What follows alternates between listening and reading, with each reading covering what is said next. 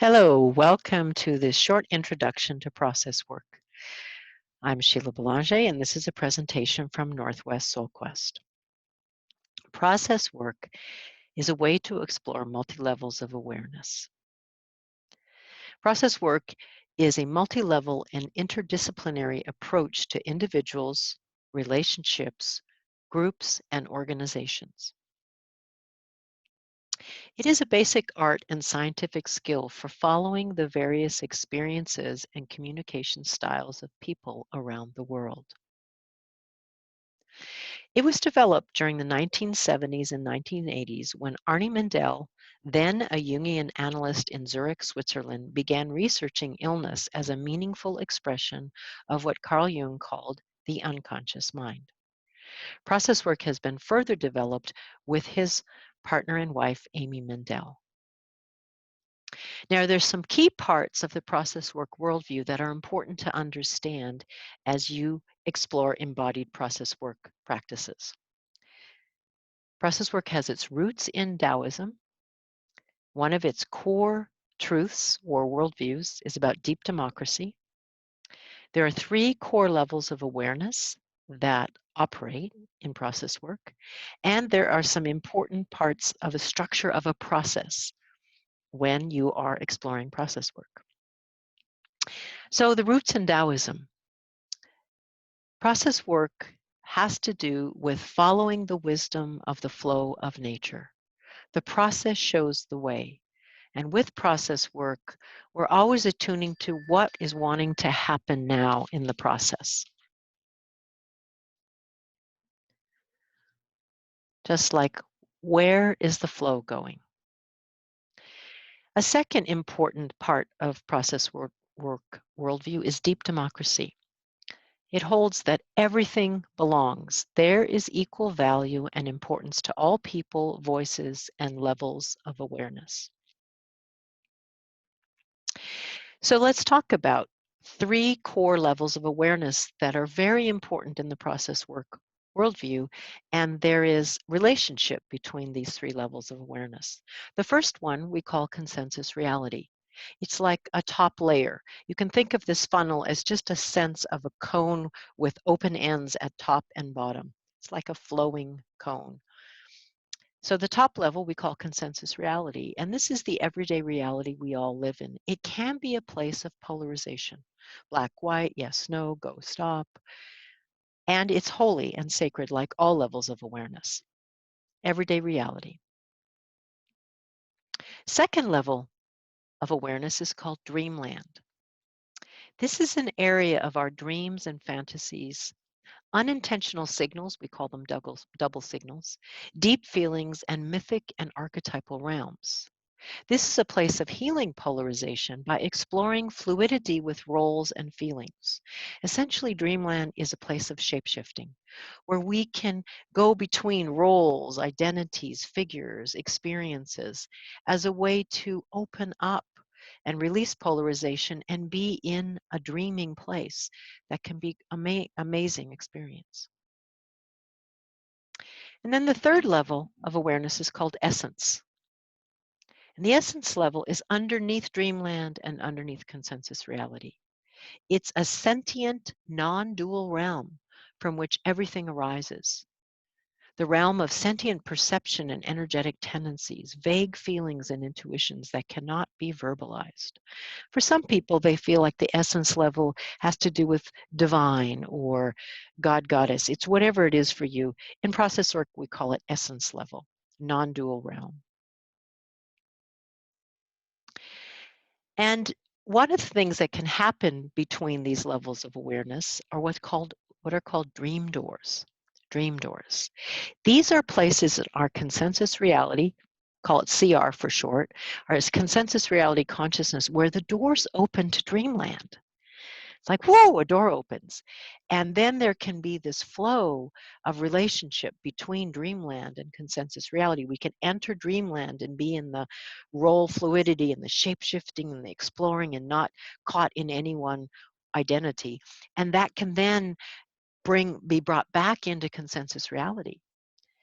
And in our psyches, we can cultivate the ability to open dream doors and allow the wisdom of dreamland to help in our consensus reality life. When you do process work with us at Northwest Soul Quest, we often support you to find the congruent dream doors for whatever experience you're in as a way to open up other levels of awareness. Another part of the levels of awareness we call flirts. And this is when something from the essence level comes up into the consensus reality level. Now, consensus reality, CR, moves along constantly according to clock time. The sentient realm essence comes up and manifests at a particular moment in everyday reality. This is a flirt. A flirt is one of those moments. A faint body sensation, a fleeting image, something that catches our attention. The first way we usually notice sentient experiences is through things that flirt with our attention. Normally, we marginalize these flirts. But by tracking and following flirts, we can allow the wisdom of essence to help in our everyday life. So we don't get so caught in the boxes of consensus reality. There's more flow, there's more openness, perhaps there's less polarization. So flirts are an amazing way to let the wisdom of essence level come into our consensus reality level of awareness. And in Northwest Soul Quest programs, we often will guide you through flirt experiences for you individually. Now, another core part of process work is an understanding of the structure of a process. One of the key points is that individuals and groups tend to identify with certain parts of themselves and simultaneously be less aware of other signals and experiences. This is normal. We marginalize some parts of our experience and other parts we are very aware of. That has to do with two processes we talk about.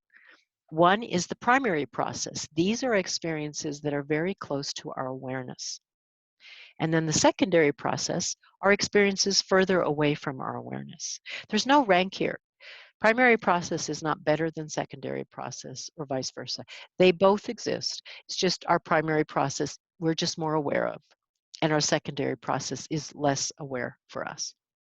Important to be exploring the primary and secondary process in your own experience. Now, the edge is the boundary between your identity and new or unknown experiences. Another way to say it, the edge is the boundary between your primary process and your secondary process. Very fruitful place. They are. Edges are fruitful places to explore because they help you to resolve conflicts between your primary known process and your secondary less known processes. Now, one more thing to honor about a structure of a process in process work is something called channels. Channels are various perceptual modes in which we have experiences. Common ones are the visual channel, what you see with sight, auditory channel, what you hear, the movement channel, where your body is in movement in some way. It could be subtle or a big movement. And the proprioceptive channel, has to do with our sense of where we are in space. These are core channels that are ways to work in process work. And you can track a process by the different channels that make up its expression.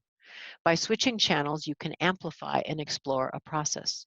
For example, if you had a flirt with a tree outside a window, what we might guide you to do is first be in the visual field. What do you see with the tree? That would be one channel. And then we might guide you to say, what might you hear inside as you're with this tree? It's something inside of you. We might also invite you to be with the tree, looking at it, listening to it, and then let a movement come in your body as you're in relationship to the tree. And there might also be some sense of where your body is in space, or there might be an energy process. So by switching channels, you amplify and help to explore even more what's already happening for you. So here's a completion point for this. This has just been a brief introduction to process work. And what's most important is that you have embodied experiential processes with it, because that's how it really come to you in your own way. I want to complete this very short introduction with a quote from Arny or Arnold Mindell as a process work therapist. He says, "A process-oriented therapist studies and follows nature. I simply look to see what exactly is happening in the other person, couple, group, or organization, and what happens in me while he or she and they are reacting. I let process show what wants to happen next. That is the only pattern that I follow. I do not press people. Their bodies and soul know better than I do." So thank you for your attention with this. Look forward to supporting you having an experiential look-see at process work. I'm Sheila Belanger with Northwest Soul Quest. Invite you to come explore more nature-based soul discovery experiences with us. You can join our mailing list and come into one of our embodied programs or online programs. Go to www.nwsoulquest.co. Thank you so much.